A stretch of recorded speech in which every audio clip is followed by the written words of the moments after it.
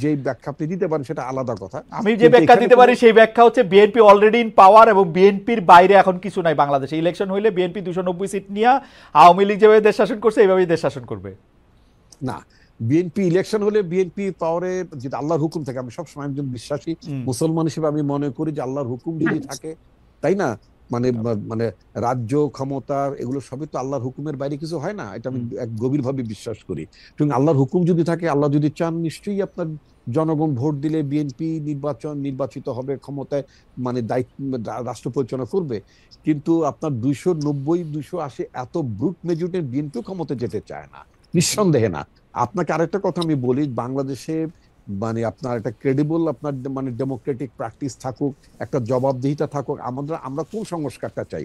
BNP কিন্তু বারবার একটা কথা বলছে যে আমরা ভোটের জন্য, একটা সরকারকে জবাবদিহি করার জন্য, রাষ্ট্রের নিরাপত্তা সংহত করার জন্য যেই আপনার সংস্কারগুলো এসেনশিয়াল, সেই সংস্কারগুলো নিয়ে আমরা আগাই। যে সংস্কারগুলো আপনার পরবর্তীতে গভর্নমেন্ট হিসেবে আপনি করতে পারবেন। এখন আপনার কথার কথা, আপনি ক্লাসে পাঠ্য বই আপনি বাংলা ভাষায় মানে করবেন না সব ইংরেজি ভাষায় পড়াবেন, এটা তো এখন সংস্কারের মুখ্য বিষয় না। আপনার এই যে বারবার ফ্যাসিস্ট সরকার কেন আছে? Because due to election. এরা ইলেকশন তোয়াক্কা করেনি। ইলেকশন কথাটা শুনলে তাদের গায়ে আগুন জ্বলবে যারা জীবনে ইলেক্টেড হইতে পারবে না, নির্বাচনের মধ্যে ক্ষমতা যাওয়ার কোনো সুযোগ নাই। রিসেন্টলি আপনি আরেকটা দেখবেন কথা বলছে, যেটা আমার পার্টি এটা ভিন্ন মত পোষণ করেছে, সেটা হচ্ছে সংখ্যানুপাতে মানে আপনার মানে চাই, কি বলে মানে নির্বাচন। আচ্ছা রিপন ভাই একটা হাইপোথেটিক্যাল প্রশ্ন করি। ধরেন আজকে থেকে 1 বছর পরে নির্বাচন হইলো, তো 1 বছর পরে নির্বাচন হইলে আপনারা কি এনসিপি রে ভয় পান যে এনসিপি একটু এখন কিছু আসন পাইলে ওই সময় আরেকটু বেশি আসন পাবে, এরকম মনে করেন? না না না, আমি আদৌ তা মনে করি। আমি ব্যক্তিগতভাবে আমি আদৌ তা মনে করি না, এবং আমার দলও তা মনে করে না। তাহলে আর আপনারা ইলেকশনটা তাড়াতাড়ি করার প্রেসারটা কেন দিচ্ছেন? ইলেকশনটা তাড়াতাড়ি করার প্রেশার দিচ্ছ যে কথাটা বলে, এটা তো একটা নির্বাচনী সূত্র। গণঅভ্যুত্থান যে আপনি আশরাফ কায়সার বলেছেন, আপনি বলেছেন একটা দীর্ঘ, আমরা বলবো, কিন্তু বিএনপি তো এখানে স্টেক হোল্ডার। বিএনপি কেন বলবে? বিএনপি ওয়েট করবে যখন ইলেকশন হবে তখন ইলেকশন হবে। আমরা বলবো না না, অনির্বাচিত সরকার যতদিন ক্ষমতা থাকবে ততদিন এখানে ষড়যন্ত্র থাকতে পারে। এই যে গত 3-4 দিন বাংলাদেশের যে গুজবের ফ্যাক্টরিতে পরিণত হয়েছিল এই জরুরি অবস্থা। রিপন ভাই আপনি আমার থেকে অনেক ভালো জানেন, আপনি গুজবের ফ্যাক্টরির কথা বলতেছেন। আমরা কি দেখতেছি? আমরা দেখতেছি শাহাদাত সাহেব চট্টগ্রামে মেয়র হয়েছে, ইশাক সাহেব ঢাকায় মেয়র হয়েছে, অ্যাটর্নি জেনারেল আপনাদের লোক, আইন আদালতে গিয়ে তারেক সাহেবের সব মামলা তুলে নেওয়া হয়েছে বা খালাস হয়ে গেছে, বেগম জিয়ার মামলা পরের দিন খালাস হয়ে গেছে। সেক্রেটারি যারেই প্রশ্ন করি, আমি তো কিছুদিন সরকারি চাকরি করছি জানি, যারেই প্রশ্ন করি সে নিজের প্রথমে বলে না যে ভাই তোমার সাথে বিএনপির কোন লিডারের কথা হলে তুমি কিন্তু বইলো আমি কিন্তু বিএনপির লোক। এই সিস্টেমটা তো ভাঙতে হবে। কেন তাকে বলতো সে বিএনপির লোক?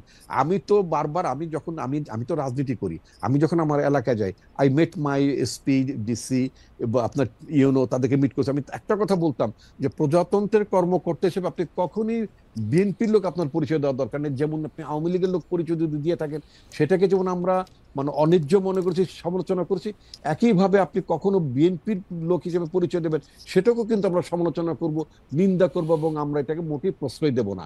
আপনার প্রজাতন্ত্রের মানে কর্মকর্তা থাকুন, তাতে বরং আপনি রেসপেক্ট পাবেন। আপনার পোশাকের মর্যাদা, আমি পুলিশ অফিসারকে বলেছি, আপনার পোশাকটাকে তো আমরা শ্রদ্ধা করতে চাই, আপনাকে কোনো বিশেষ অনুগত।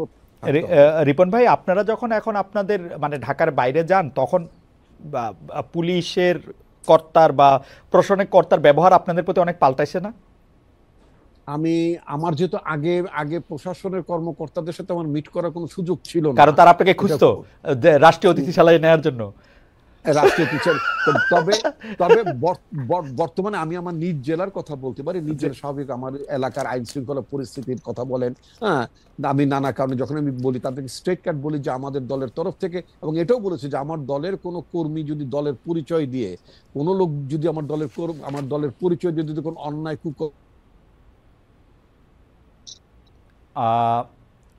রিপন ভাই সংযোগটি বোধহয় একটু আমরা শুনতে পাচ্ছি না রিপন ভাইকে নিশ্চয়ই আমরা শুনবো। তবে আমরা একটু প্রশ্নটি করে রাখি, রিপন ভাই যদি শুনে, সেটি হচ্ছে যে আমরা আচ্ছা রিপন ভাই আসলে আমরা প্রশ্নটি করব। আমরা আশাফ ভাইয়ের কাছ থেকে রিপন ভাই শুনতে পাচ্ছেন? রিপন ভাই আমরা একটু আটকে গেছিলাম।